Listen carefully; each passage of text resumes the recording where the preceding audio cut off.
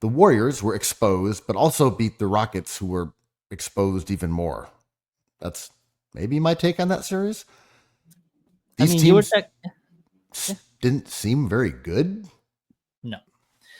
You were texting me some real shit like, yo, we've heard so much about this double big lineup for the Rockets. Kerr playing fourth dimensional checkers was like, all right, I'm going to play some bigs too. And it's like, oh, touche. I'm like, that's all it took. That's like more size. And that's kind of all it took on game 7. So let's talk more about that before we talk about the ramifications of the series and the heroes and the goats and all that other good stuff.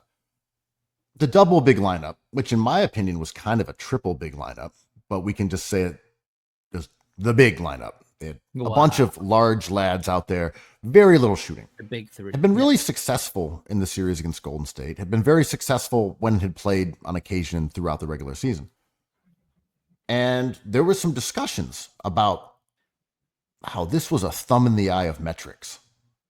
All you nerds and your small ball have been capsized by the return of the bigs. Hard hats, lunch pails, kiss the chef aprons. Did you see any of these conversations? It was analytics, eat your L. The Rockets have exposed you nerds. It's all about bigs. Right.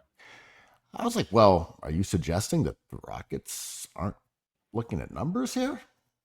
No, the Rockets are progressive. Daryl Morey.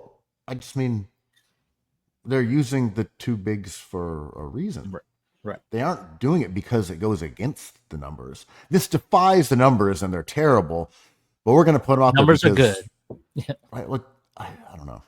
This is optimized, but not because of the numbers. I mean, yeah, I didn't get that. Yeah. Şengün has the chest of Elon Musk and the game of maybe, I want to say it's like more Vladi than it is Jokic. Like I love his passing. I believe he's around under like 27, 28% assist ratio in the playoffs. Like that's fun as a big. Gotta shoot worth a lick, man. He was blowing layups, kind of like taking dumbass shots. Like this guy is not helping you win this game 7. Yeah, I thought there's just a lot to talk about in this series. I thought the Rockets have two guys in Şengün and Jalen Green, and we can talk about them specifically, but as a collective, they're just possession ruiners.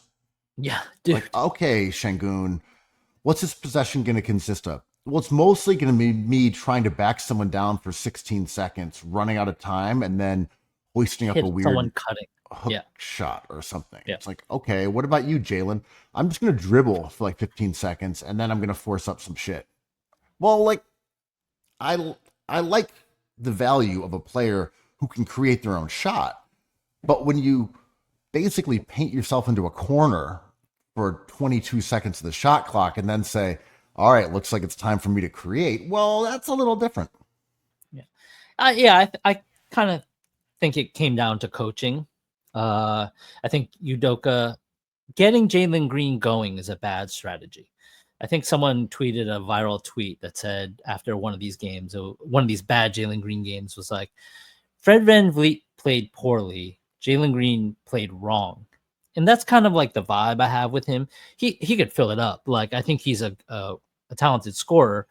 The highlights are crazy. He's cool, but he kind of abandons plays. He kind of doesn't stand in the right place. He kind of cheats to the wrong area.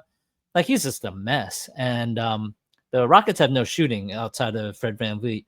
And, like, I don't want to get into the details too much, but this team is good. I don't think they have to get into the Kumpo. They just need a Trey Murphy III, like every other team. Well, before this series started, I think your analysis was relatively indicative of how it played out. When you're like, well, one team has no basketball geniuses and the other team has 3. Right. And the Rockets had a lot of advantages. They were the deeper team. They were the more athletic team. They were the younger team. I mean, they really get after it. They play really hard.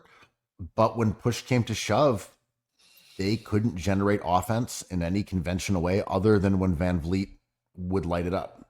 They had nothing working except for Van Vliet for the most part. And he's a streaky player. Excellent player, but he's a streaky, he's small, short king, you know? And even yesterday when I didn't think he played that well, he also wasn't bad. I mean, he's their best player. He's their best player. You know, like for the series, he was their second leading scorer after Şengün. Only respectable true shooting percentage, I believe. Yeah, 63%. He was. I mean, he was great. He balled out. He did ball out. And they have a replacement in him and Reed Shepherd, and who's much cheaper. So the future looks bright for the Rockets. But talking about unks, there's 3 unks over there, and it's like playoff Jimmy. Oh, Steph Curry has that magic. Draymond Green has that dog when it comes down to it. Like, they definitely play hard in the regular season, but sometimes I think if they're healthy, they're more focused in the playoffs. And Draymond Green even talks about that. He's like, I was too in my head. I got my team in trouble. I'm really frustrated. I'm like, you don't hear him say stuff like that in the regular season.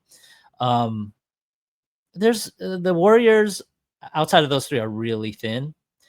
Like, Pokusevski is not a basketball genius. Oh my God, that guy, I'm not a huge fan of him.